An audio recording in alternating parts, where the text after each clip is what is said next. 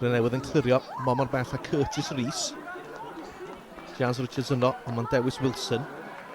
Wilson chydig o le, y ffigio'r croesiad, y bas yn hyfryd! A mae Danny Williams di rhoi'r ymwelwyr Hwlffordd ar y blaen. Llai na 10 munud wedi chwarae. Pas graff gan Wilson. Williams yn rhwydo'i ail gol o tymor hwn.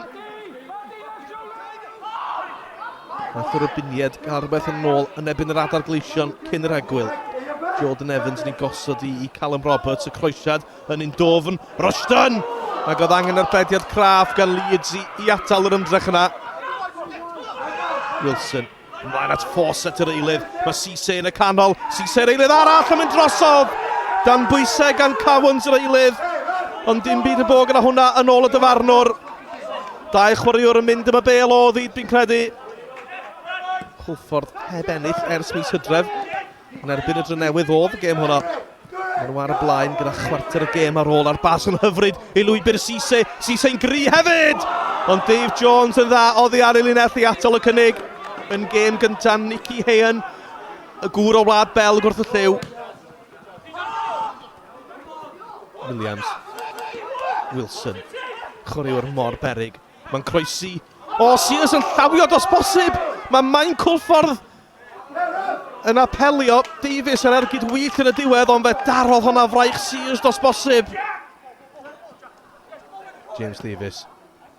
Mewn at Williams. Mae'n gry yn gosod yn ôl i Davies. Rushton, chydig o le. Rushton yn ergydio. Leeds sy'n arbed. Y Drenewydd yn trio dod nôl yn gyfartal yn y gêm hon. Y Drenewydd oedd nhw mond i colli 1 mewn 6 cyn yr oedi yn y tymor. Maen nhw angen gol as yn dod nôl. Y pnaw ma, nawr te, ei wigicio'r smotyn. Ydy ma hi. Ryan George yn ei gêm gyntaf Hwlffordd yn y gyngrair. Y drosedd ar Rushton. Mi oedd hi yn y cort. Mi oedd hi'n drosedd hefyd, fi'n credu.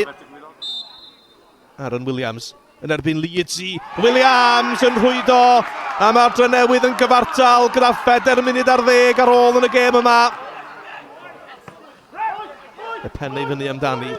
Hughes yn gwneud yn dda i ennill y bel, chydig yn ffodus hefyd. Y bel drwodd i Davies, Jazz Richards yn llithro, ond Davies yn methu ar trefnu draed. Ac oedd hi'n rhwydd i'n sy'n y diwedd, o hwnna'n gyfle da i James Davies.